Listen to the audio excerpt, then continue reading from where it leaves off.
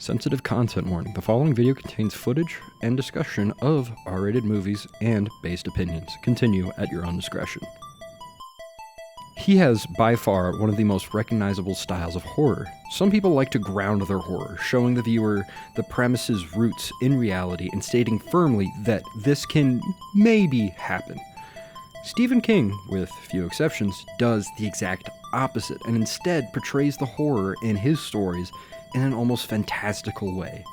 This is to say, Stephen King's stories feel almost like a fantasy at times, especially the way it is portrayed in film. When it comes to his books, I gravitate much more towards his short stories. The main reason for this, outside of my ADHD, is in a normal story length you have to, at some point, provide explanations. There's never been a point in all my time consuming horror that an explanation of something amplified the horror. This is what gives short stories such an edge within horror. There is no time for a short story to explain anything beyond what is absolutely needed for characters and us, the audience, to navigate the story. That is precisely why all of my favorite books by Stephen King have been his collections of short stories. Oftentimes, you're filling in the gaps with your imagination, conjuring up things specifically tailored to what you find most frightening. You are doing some of the heavy lifting for the story, explaining things in your own head. We can take this to the extreme with two-sentence horror stories. There was a picture on my phone of me sleeping. I live alone. I can't fall asleep, but I keep waking up. My 4-year-old said he wished people didn't have to knock. I told him about doorbells, and he asked me to install one on his window. The reasons why these stories work is that you are filling in the gaps, or maybe you aren't filling the gaps, and that missing puzzle piece can be filled by an endless other puzzle pieces, and that is where the horror finds you. Who could have taken that picture? What does waking up mean if you're not sleeping? Who is knocking on that boy's window? This is a phenomenal book, and a book we sadly don't have time for here, but I highly recommend it to anyone who loves reading horror. With that said, I'm going to spoil the Boogeyman story, which is almost entirely separate from the movie, so if you'd like to read the story for yourself, go ahead. Otherwise, let's continue. In the story, a man enters into a therapist's office and begins to confess to murdering his 3 children. He elaborates by saying that the Boogeyman got them. How his family was being stalked by this monster and was slowly, one by one, killing their children. The first 2 children died under mysterious circumstances when left alone in their rooms at night. The commonality between their deaths being their closet doors were both slightly ajar. One day, the monster begins to taunt the final child, while the father, our protagonist, is in the other room. His son is calling out for his dad to come save him, and while it takes him a while, he finally musters up the courage and charges into the room. Only as soon as he enters, the monster kills him. He explained how while the police had their suspicions, the Boogeyman framed it all as an accident, so he was let go on every charge. Then we are treated to this wonderful ending. Make an appointment with the nurse, he said. In fact, several of them, Tuesdays and Thursdays. I only came here to tell you my story, Billings said, to get it off my chest. I lied to the police, see. Told them the kid must have tried to fall out of his crib in the night, and they swallowed it. Of course they did. That's exactly what it looked like. Accidental, like the others. But Rita knew. Rita finally knew. He covered his eyes with his right arm and began to weep. Mr. Billings, there's a great deal to talk about, Dr. Harper said after a pause. I believe we can remove some of the guilt you've been carrying, but first you have to want to get rid of it. Don't you believe I do? Billings cried, removing his arms from his eyes. They were red, raw, and wounded. Not yet, Harper said quietly. Tuesdays and Thursdays? After a long silence, Billings muttered, Goddamn shrink. All right. Make an appointment with the nurse, Mr. Billings, and have a good day. Billings laughed emptily and walked out of the office quickly without looking back.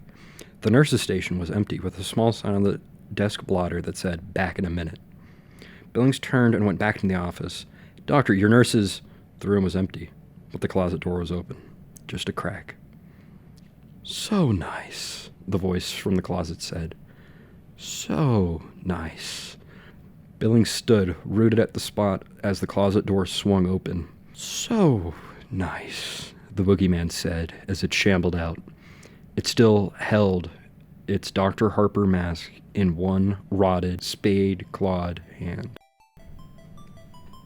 It's clear to see why this is one of my favorite short stories. It's also probably easily understandable my overwhelming excitement and concern for the production of this movie.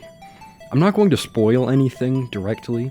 The only thing that I will discuss in some degree of detail is the beginning of the film, which will not hinder your enjoyment of the film, in my opinion. If you would like to go into the movie knowing nothing, feel free to skip to this point in the video. Pretty early on in the movie, those who are familiar with the short story are given a very subtle nod. The movie takes an interesting, but in my opinion, very strong step in adapting the story. Towards the beginning, a huge man named Lester enters into the home of Will Harper. We are shown that Will, aside from being a single father to 2 daughters, also practices therapy from his home. Lester shows up and he is a big guy, which prompts Will to politely ask him to leave because he does not meet with any patients without telephone consultations. Lester insists, to which Will eventually gives in. Will then begins to relay a story parallel with that of Night Shift. All of his kids are dead, and he is scared the monster is coming for him next. While Will leaves the room to call the police, the Boogeyman appears and kills Lester. The Boogeyman frames his death as suicide, of course. It goes without saying that making this man absolutely tower over Will was genius. Such a large presence full of fear for this imaginary monster was a really smart move. From this point on, the movie is very open to go into a lot of different directions story-wise. I'm pretty proud of the direction they decided to take the film. However, there is one thing that bothered me. In the short story, it is heavily implied that the Boogeyman can shapeshift and mimic voices. In the film, we only hear the Boogeyman speak once, and it isn't mimicking a voice. This is the only thing that I believe was lost in translation and could have been a really cool element. This in no way hindered the film, except for a couple of plot beats where I was convinced that a certain character was actually the monster in disguise, but that was never the case. Aside from this, the film was really good. The acting was amazing. Despite the fact that the 2 main characters of this film are children, there was never a point where I thought to myself, wow, child acting. Everyone's characters were written extremely well. I will say that there were some points that were a little ridiculous, but overall, they were really solid. They really leaned into the kids being afraid of the dark and used some really strong cinematography to make the dark scenes and the little light the characters would use to illuminate parts of the room they couldn't see so strong, and it put me right in that scenario. I immediately had flashbacks to all these times as kids where I was playing on my DS alone in my room at night, and I'd flip the DS around because I thought I saw something in the corner of my eye. And it really grounded me in the film, and it did a really good job of putting me there. This really added to the ambiance of the film, unlike some films that use darkness just for the sake of darkness. The film has some really solid themes at the core of it, and not going into detail, it's really, really good, and also not going into detail, the ending is a little cheesy or corny to some people, but I didn't think it was too much. Random side note about the monster, I am really glad they committed to not showing it for the majority of the film.